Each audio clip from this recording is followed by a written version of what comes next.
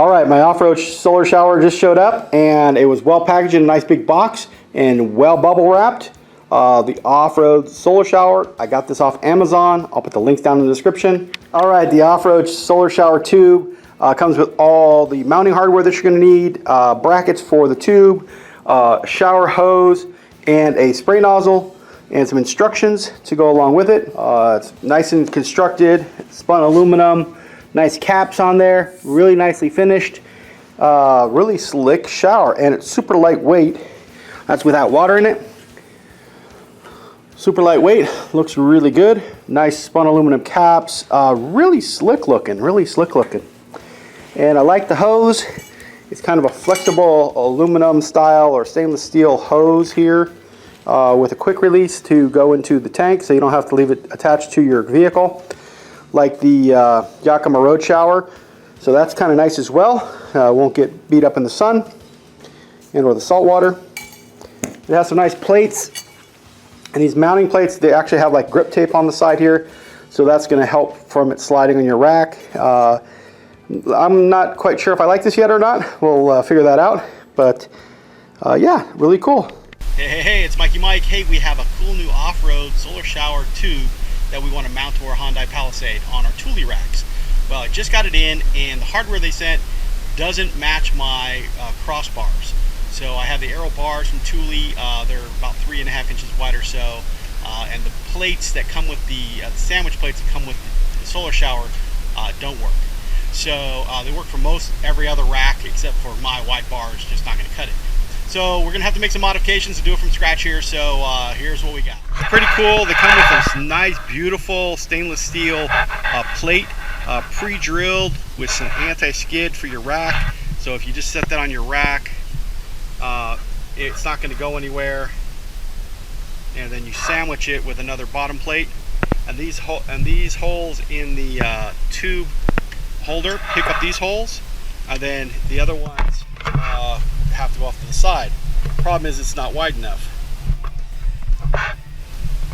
It would work if I mounted.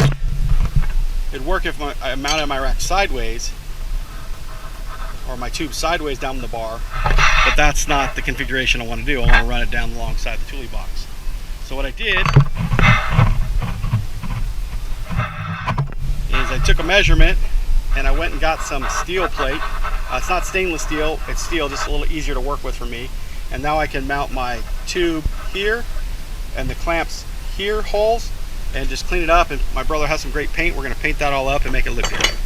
Alright, so what we're going to have to do is make some custom plates here. I'm going to just pick up the holes from the existing plates and mark it to the new plate.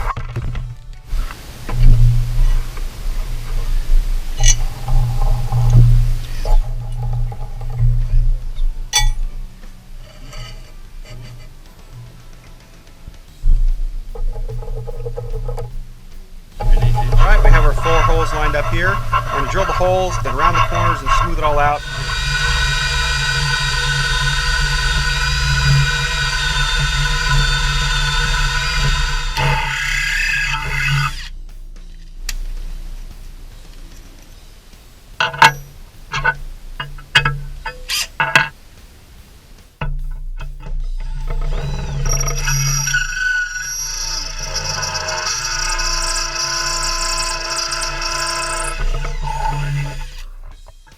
Here's the drills that I used to step all the holes with.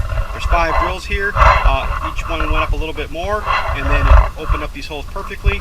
Now what we're going to do is we're going to take our little bench grinder here and our hand grinder, and we're going to grind off the sharp edges of here. I don't have a table grinder, so we're just going to use this hand grinder. Alright, as you can see, there's a lot of burrs on the holes. So up here, I've already deburred these top holes, and now I'm going to deburr the bottom hole using a little countersink as just to take the burrs off.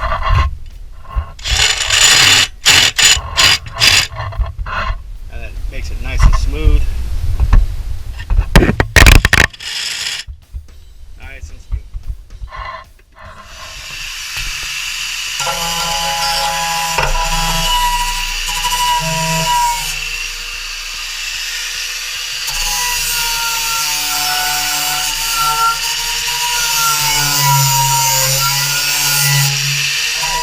one, nice and smooth, rounded edges, so you're not going to get a big knuckle banger trying to move around, trying to get in your toolie box or your other racks. All right, now that we got them all cleaned up, we're going to just put a little IPA or acetone on these things, clean them.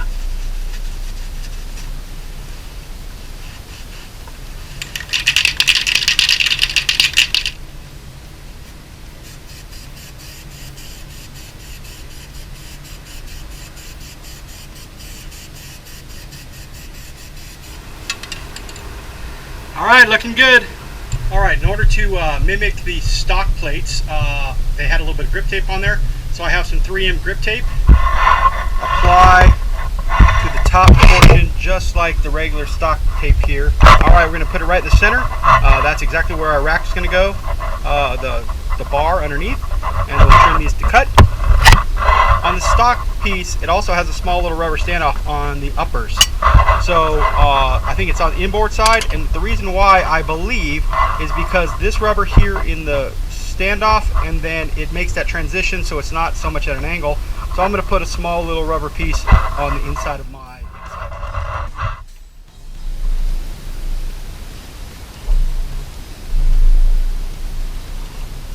I get this grip tape at any skateboard shop, hardware store. I've had this around for years, so I'm not quite sure where I got this from. The steel I got from my local steel manufacturer around the town, and they cut the plates to my exact measurements, and then I just had to drill the holes. All right, so these are stainless steel. These are steel alloy. You want to definitely paint these so they don't rust, and these are definitely better high quality, but I didn't feel like drilling the stainless steel because it's a pain in the butt and expensive. All right, it's time to assemble. So we're going to assemble this here on the bench, and then we're going to slide it onto the bars, and then we'll slide the tube in. So what I've done here is I'm mounting this opposite of the foam pad, and then there's the rub strip that goes going to go against the bar itself. Then the bottom plate is scratchy side in.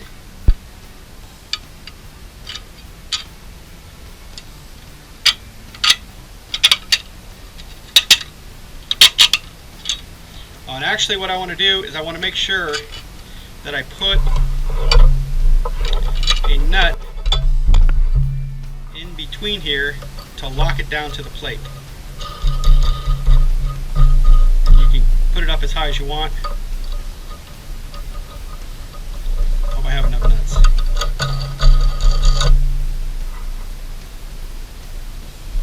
Alright, sandwich the plate.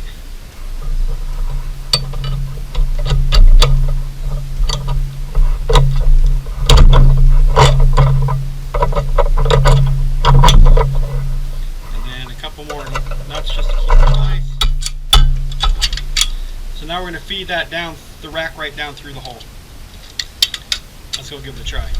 So there's the rack. I'm going to slide this puppy down right in there, and then we can tighten down the bolts.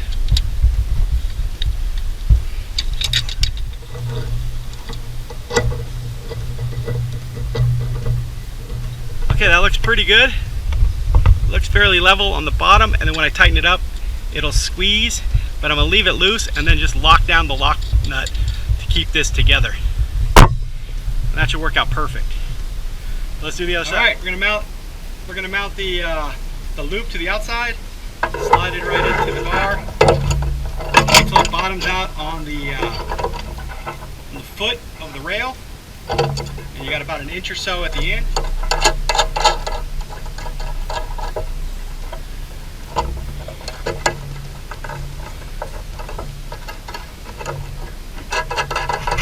All right, they both look pretty good.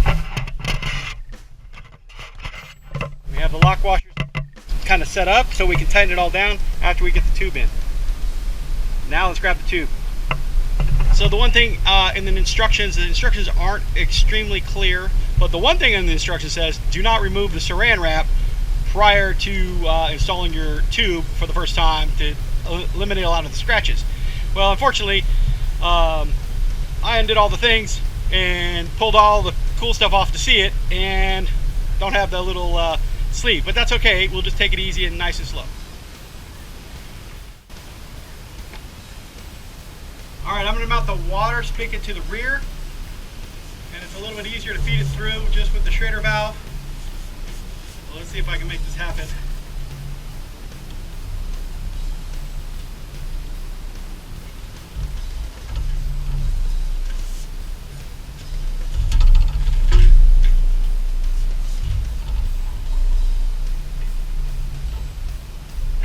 We have to clamp down the clamps in the back, and that way I kept these away from getting cut on and keep it nice and clean up front. All right, we got the solar shower installed. Cut off the bolts on the bottom. They were a little obnoxious. Put some acorn nuts over the top of them to make sure there's no scratching or cuts. Here it is, finished, complete, sandwiched with locking nuts, and then locking 8-turn nuts to make sure this doesn't come off as well, and it's nice and smooth. Looks really good. I also got an acorn nut on the back tightening bolt. If you can see in the back, just put an acorn nut on that. I didn't cut that off because you need it for band on and off. So we got the relief valve up on top to release the water. The input and water on the other side, we should be good there, and the Schrader valve. The off-road solar shower tube. Fill, air input. This is the water squirter with the on-off valve. A nice little on-off valve, has a little ball kind of pocket to it. Alright, the solar shower comes with this cool, it's kind of a metallized flexible hose, really slick. This part you can screw into your nozzle, and this came with it. You can select any kind of nozzle you want, and also I think they have a shower head adapter that you can just plug right into your unit and then take a shower from there. Or you can just use this as a hose bib and wash yourself off or whatever it takes. Right on the end of the piece here has a quick release knob. Alright, so we have the quick release hose nozzle that just slides into the piece. Push that back and it locks into place, and now your hose bib's on. You have your squirter here and you can squirt and do your thing. But right now we're going to fill this thing up. So I'm just going to release this, quick release this, and you can see the ball valve in the hole. If it's sideways, if it's going towards the hose, it's open. If it's like this, it's closed. We're going to open up the fill cap, and we're going to fill it with water. They said stick your finger in as far down as you go, that's as far as you want to fill up the water, to give yourself about a 2-gallon air gap for pressurization. So here we go.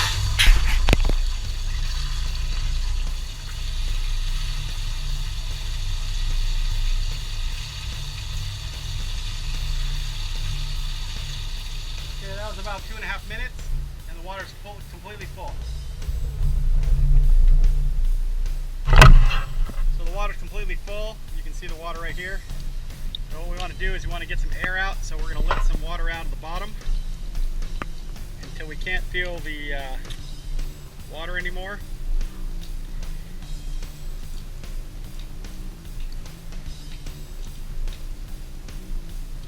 To give us a couple of gallons of air in the tank. Need a little adapter to where I can fill it from the bottom, leave this open, and then just keep my finger here, and then I'll know when it's time to shut the hose off. Actually, all you have to do is shut this off, and it would stop the water from coming in. Alright, to pull this thing off, we're going to be using our Makita DMP 180. This is a wireless compressor that you take from standard Makita batteries. You set the PSI to 60 PSI, and you typically have to hold the trigger, but I'm going to cheat a little piece of Velcro to hold the trigger so I don't have to hold it.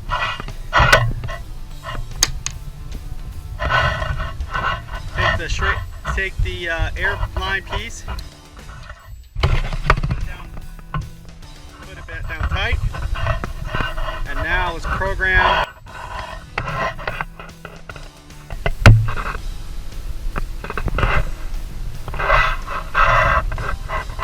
Turn on the compressor,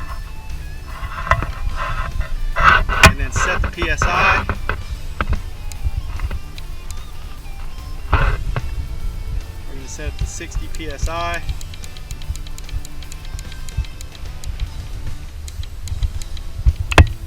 Okay, it's set to 60.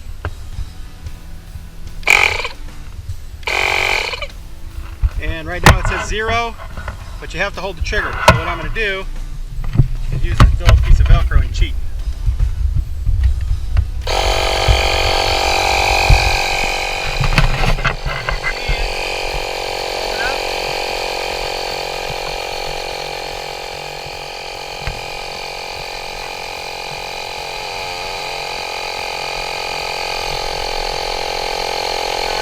What's nice about this, it just stops when it gets to 60 psi, and that's really cool.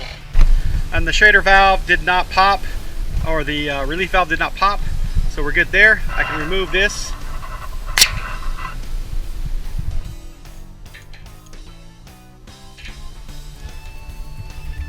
Alright, let's see how it does. Turn it on, see if it leaks.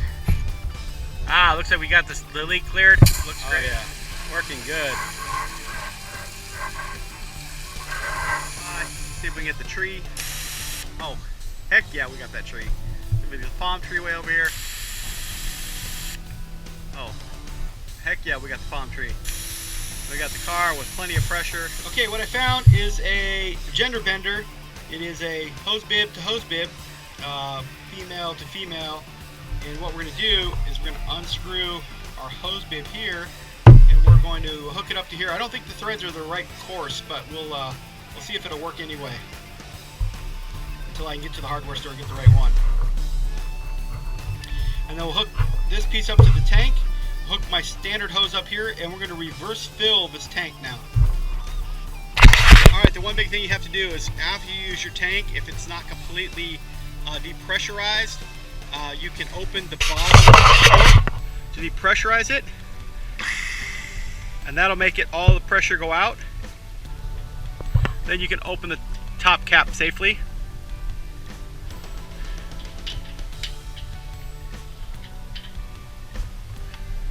So this time we're going to reverse fill. We're going to fill from the nozzle, and then I'm going to stick my finger in the hole, and when it gets to the top tip of my finger, I'm just going to turn off the valve.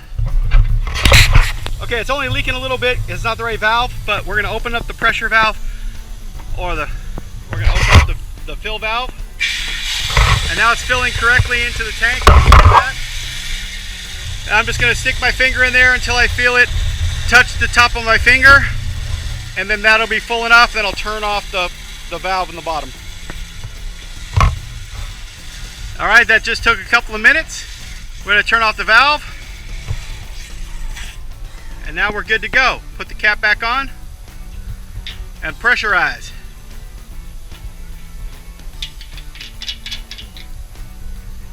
Voila!